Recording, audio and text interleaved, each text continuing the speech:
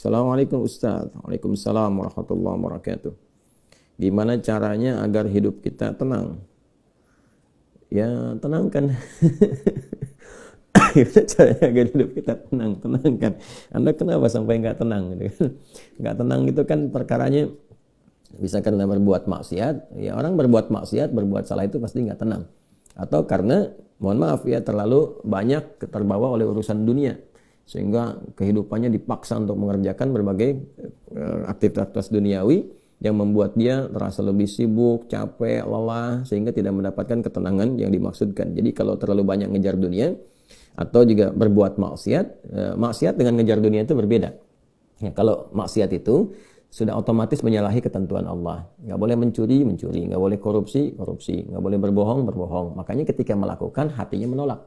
Karena di antara makna fitrah itu dan fungsinya adalah cenderung kepada kebaikan. Jadi ada fitrah dalam jiwa kita, di kolbu kita, itu disebut dengan fitrah takwa namanya.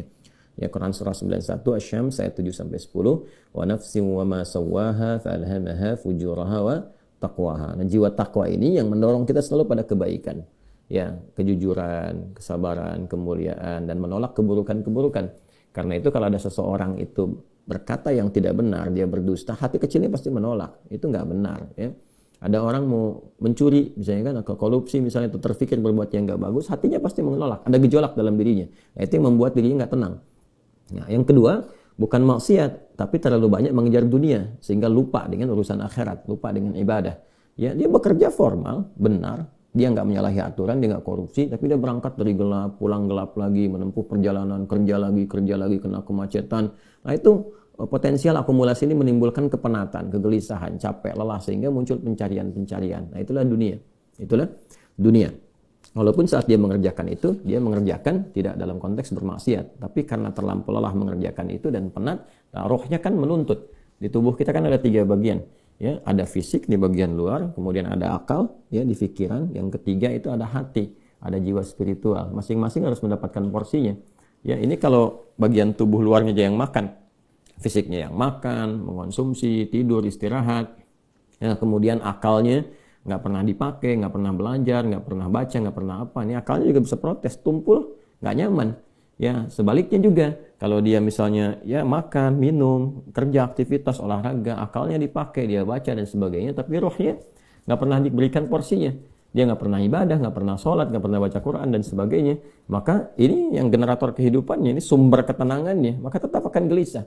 Karena itu ditemukan betapa orang pintar, ya kan, kerja keras dan sebagainya, tapi ya rohnya nggak terisi, banyak yang bunuh diri. Ya, di Jepang terjadi, itu kan. Atau bahkan setidaknya ada orang-orang kaya yang sudah hebat, pinter-pinter, ya di akhir hidupnya apa yang dia kerjakan? Ya cuma datang terapi, nanam kangkung, nanam cabai gitu kan, datangnya ini untuk mencari ketenangan karena rohnya nggak terisi.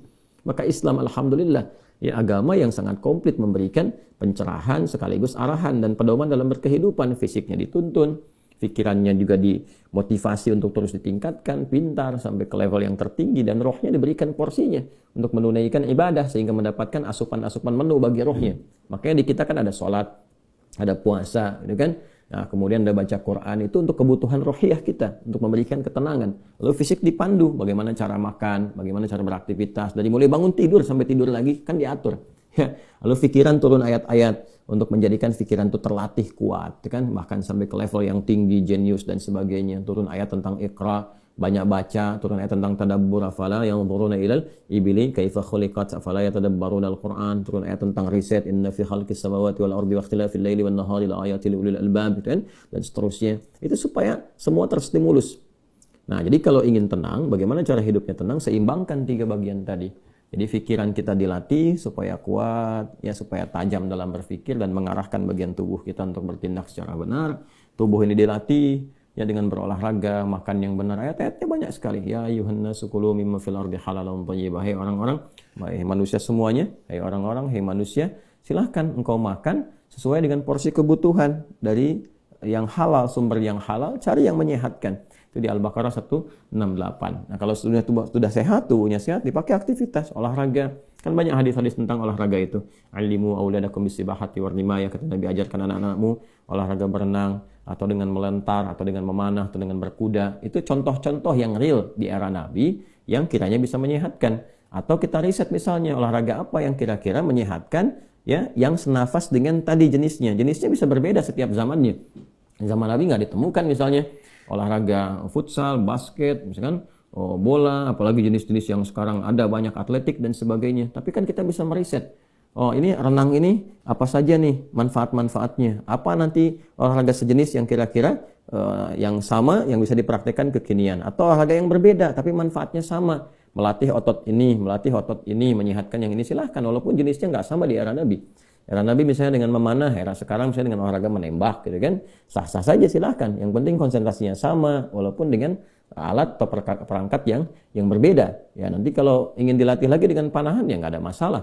Jangan disimpulkan begini, kalau kalau panahan sunnah, kalau menembak misalnya bid'ah, nah itu sempit dalam berpikirnya. Ya, dan Nabi pun kan visioner. Di zaman Nabi mengatakan, ajarkan anak-anakmu berenang. Berenang di mana? Di padang pasir. Ya kan? Kan tidak mudah mendapatkan tempat renang, ya kan? Nah, tapi kita tarik ke sekarang kan itu visi yang panjang. Kalau di riset, di berenang ini adalah olahraga yang menyehatkan otot ini, otot itu, untuk cedera, untuk saraf kejepit, untuk macam-macam misalnya. Nah, itu sesuatu yang bisa kita riset, lalu kita bisa keluarkan jenis-jenis baru yang mengambil dari manfaat itu. Itulah riset. Nah, terkait dengan ketenangan ini, apa amalan pokoknya? Karena ketenangan bagian dari pikiran yang disupport oleh keadaan jiwa. Jadi intinya di kolbu. Ketenangan itu intinya di kolbu. Jadi kalau kolbunya nggak tenang, hatinya nggak nyaman, hatinya nggak tenang, itu kebawa ke pikiran. Makanya orang-orang yang kena penyakit hati, sekalipun dia sehat tubuhnya, ya, jenius otaknya, tapi kena penyakit hati. Dia kena penyakit iri. Ya, iri kan iri hati. Saya belum pernah dengar iri akal, iri pikiran, ya, atau iri mata, ya, iri kaki, iri tangan, nggak ada. Yang ada iri hati. Ya, dengki misalnya, ria, itu penyakit hati semua. Makanya orang dengki, orang hasad itu pasti hidupnya nggak tenang. Ya, orang berilmu, tapi dia kena penyakit hati, iri kepada orang berilmu yang lain, itu nggak tenang hidupnya. Ya kan? Orang kaya, tapi dia pendengki, kaya terhadap dirinya sendiri, ya, dan dia dengki dengan kekayaan orang lain, itu gak akan tenang. Dia terus pikirin bagaimana melampaui orang itu, bagaimana supaya dia celaka dan sebagainya. Itu yang sangat berbahaya.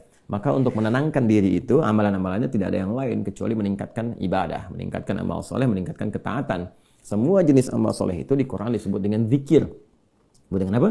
Zikir. Salat misalnya namanya zikir di Quran. Disebutkan dengan zikir. Quran surah ke-20 Taha di ayat ke-14. Innani anallahu la ilaha illa ana fa'budni wa aqimis salata li dzikri. Sayalah Allah, kata Allah, tidak ada Tuhan yang layak dipertuhankan dan disembah kecuali saya. Ya, kemudian kata Allah, fa'budni, maka setelah engkau bertuhan kepada saya, kata Allah, sembahlah saya.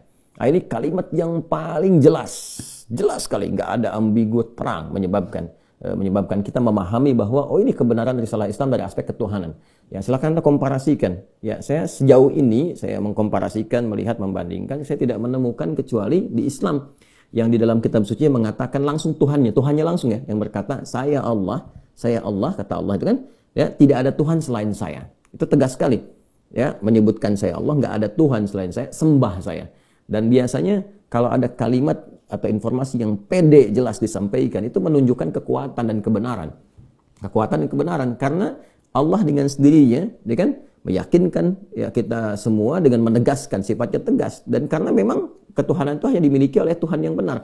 Nah, karena Tuhan yang benar itu mengatakan sayalah Tuhan, dengan pede mengatakan sayalah Allah, ya, nggak ada Tuhan selain saya. Nggak mungkin ada klaim demikian kecuali dari yang memang benar, yang memang pede mengatakan itu, ya, karena benar, karena hak di situ. Ya, dan kemudian fa'budni, sembahlah saya. Ya, sembahlah saya. Dan kemudian dijelaskan menyembahnya bagaimana. Itulah indahnya dalam Islam. Tauhidnya diatur, ya, tentang Tuhannya.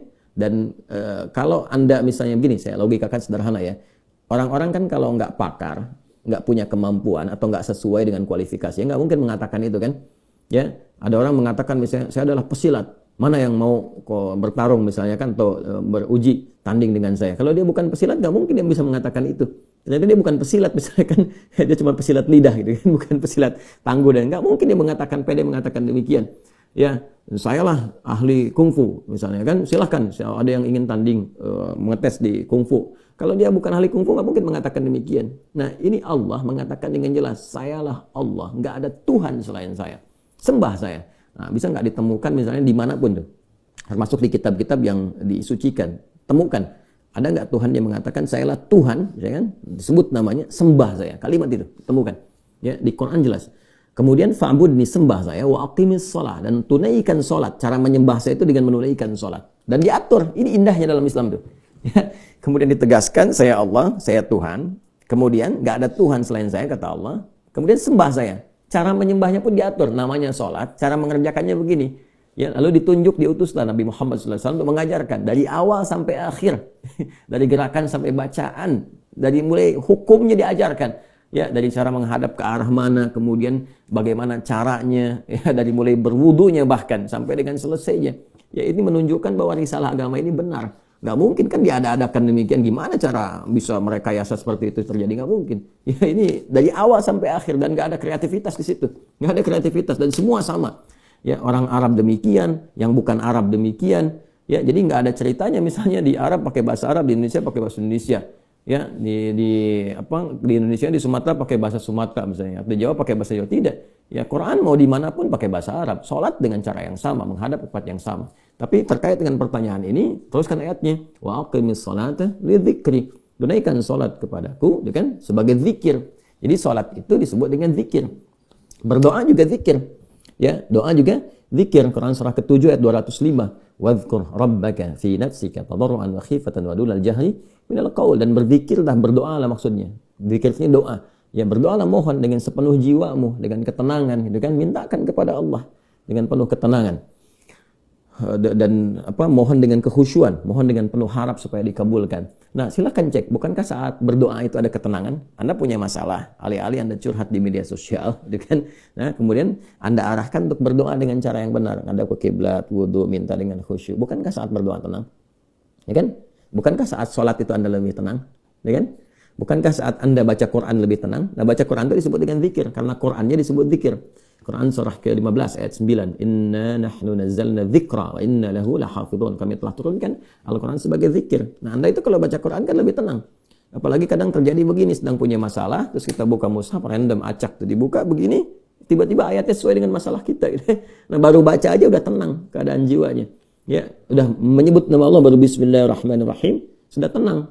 Ya, Quran surah ke-8 ayat kedua. Innamal mu'minuna alladzina idza dzukirallahu wajilat qulubuhum wa idza tuliyat 'alaihim ayatuhu zadatuhum imanan wa 'ala rabbihim yatawakkalun. Ciri orang beriman itu kalau disebutkan nama Allah ada getaran konfirmasi di jiwanya, dan kalau dibacakan kepada ayat-ayat Allah bertambah keimanan. Iman itu kan sumber ketenangan.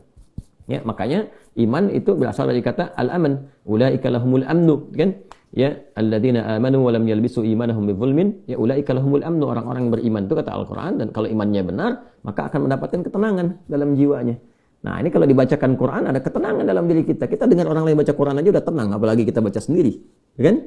Apalagi misalnya zikir, ya, zikir. Pasca salat kita berzikir, kan? Amalannya disebut zikir, itu membuat kita tenang. Subhanallah, alhamdulillah, Allahumma antas salam, istighfar. Quran surah ke-4 An-Nisa ayat 103. Fa idza qadaytumus salata fadhkurullaha qiyaman wa qu'udan wa 'ala junubikum. Kalau Anda telah tuntas mengerjakan salat, maka berzikirlah.